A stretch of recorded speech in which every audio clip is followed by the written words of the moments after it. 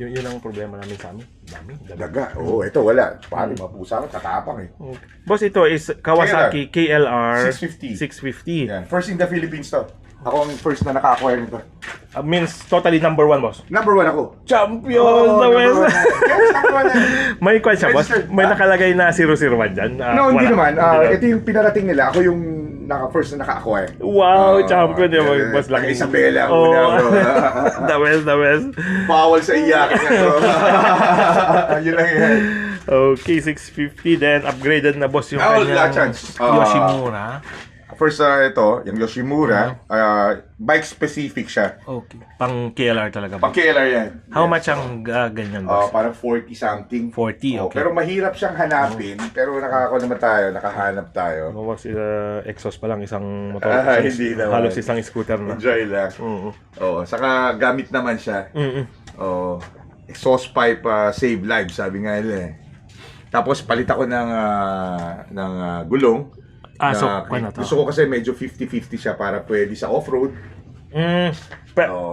Parang adventure. Adventure man to. Kaya lang yung dati kasi around parang 70-30, 70 road, 30% off-road. Ito ngayon, itong STR, 50-50 siya. Okay. So, kahit saan ka na pumunta, boss. Oo, Huwag naman. nating tuworin na sa Para gulong. mga playground natin.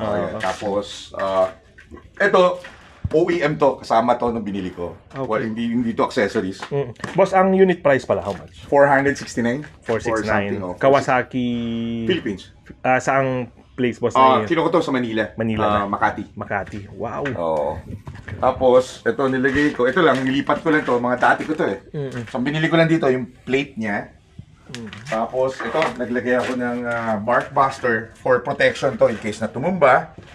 Ito magsisave ng kamay mo.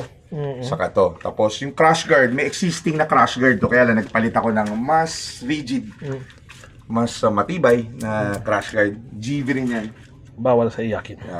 Champion. Tapos ito SW Motec, mas wider para pag tumatayo ka, mas secured. yung Lalo pag nalagyan na ng putik, boss, medyo madulas na. Tapos yan, ito yung mga bags. Ito, kailangan natin yan. Then alam mo na sa gabi medyo mahina ang ka natin, naglagay ako. Pero existing to. Kawasaki, nice. Original to. niya. Sama yan. Pag binili mo yan, meron yan. Anong tawag sa kulay na to, boss? May camouflage na siya. Military color siya na. Ganda. Yan na. Ito yung parang US...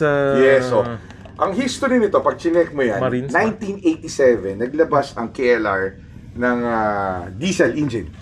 Okay. 1987, ito, specific siya na ginagamit ng military. Okay. Kasi ang purpose nga daw nila kaya diesel. Kung ano yung gasolina ng mga Humvee, Yun na yan, same na. pagka naubusan sila, ikakarga rin nila doon sa car. Pero hindi siya nilabas for civilian.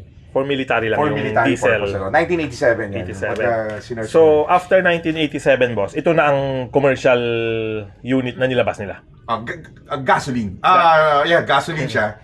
Nilabas na siya. Maraming KLR na. Since 1987 naman meron nilabas sa civilian.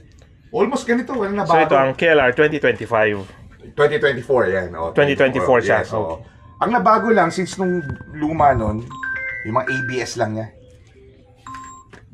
Yan. Ano yung, sorry boss? ABS lang. ABS. Wala na. The rest, wala na siyang dinagdag. Single cylinder siya na 650cc. So, nung lumabas to, boss, kasama na tong mga to? Nilagay ko lang to, pero meron siyang existing talaga na...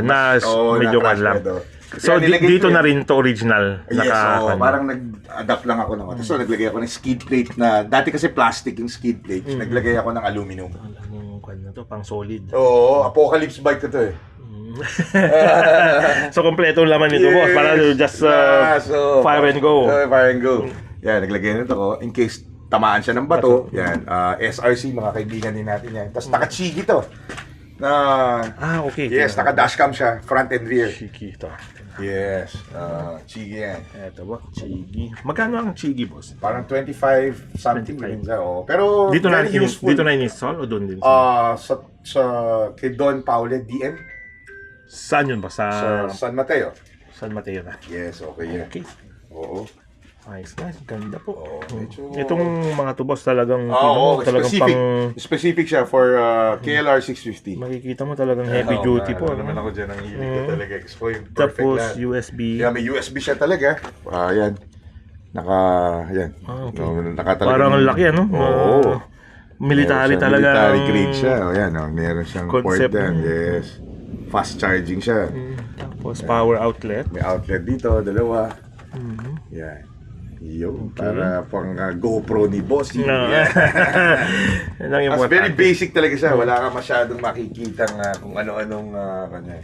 Capacity boss ng tangke. Yan ang maganda rito. Ang capacity nito is 20 plus liters siya. Wow. So boss, 23 liters siya. pwede ka nang mag-ground trip sa iniikutan mo sa Cordillera. Pwede. Wala pwede. nang stop. Pwede. Kaya pwede. niya. Oo, kasi good for, I think, 300 kilometers siya. Para 300 kilometers siya. KLR 650. Yung KLR boss, ano ang meaning nun? Yun ang hindi ko pa masyadong. Parang Kawasaki long range kaya? O... Pwede natin tingnan. Oo, i-search po natin yung Pero parang LR. alam ko, kalmado long range. Ayun, champion! Kalmado long rides. Kalmado Pwede, long pwede, rides. pwede. Champion. Ayun na yung pangalan natin dito boss. Kawasaki Kalmado long rides. KLR. Short form for KLR. Pwede. Kasi sabi mo boss, pang apocalypse bike mo na to Apocalypse bike. Oo, pang long. Napakaganda po. Napaka-simpleng bike. Ito yung pinaka-simpleng bike na walang masyadong computer eh. ABS lang eh. Oo, talagang parang Yes. quad siya. Parang Basic. hindi ka magwo-worry boss sa Wala, mga wala. fault na Ang mga sa abroad to, inaabot siya kami, makikita mo to 100,000, 200,000 kilometers na walang maintenance. Parang Land Cruiser nila to. okay. Pagka chinek mo yan, magka-YouTube ka yan. Boss, meron bang mas maliit nito na version? Wala. Wala. Para sa aming Actually, ang mga... medyo okay lang, ang naging problema ko lang dati dito, yung matangkad siya. Parang around 34 inches. Yes, boss. So, kung baga kahit sa'yo, boss, medyo Medyo tipto ko, tipto. medyo nasanay na lang siguro ko eh. Kasi yung mga ibang bikes ko, like Tenere ko, mataas. Yung F9 ko. So, lalo na sa akin, boss, hindi, No, medyo. hindi naabot yung pako dyan. Kung pwede lang i-lowered. Oo, pero pag nilower mo kasi pagbabago yung geometry niya. Sana gumawa din sila ng ganito na pang Sana. Filipino Oo. average size. Kasi F Moto, medyo mababa ang height niya. So, sa 5.6, basta pasok yun. Yes, 450 na. oo. Okay, ganda po. Napakaganda po ng KLR na to. Yes, Napakasimple KLR. niya. Sulit yan. Mhm. Highly recommendable yung KLR na yan. Mhm. Ito po yung ating Honda Vaquero. 1700 Ay, ito. cc. Kawasaki nito na Ay. Vaquero. Iba na pala to. Oo, May Honda ka Vaquero. dati, boss, na ganito. Yeah, Kawasaki Vaquero. Ito yung mga toys ni Boss Joby. Big boys. Okay, so yan po ang ating Kawasaki KLR 650 2024 model ni Boss Joby. Thank you po.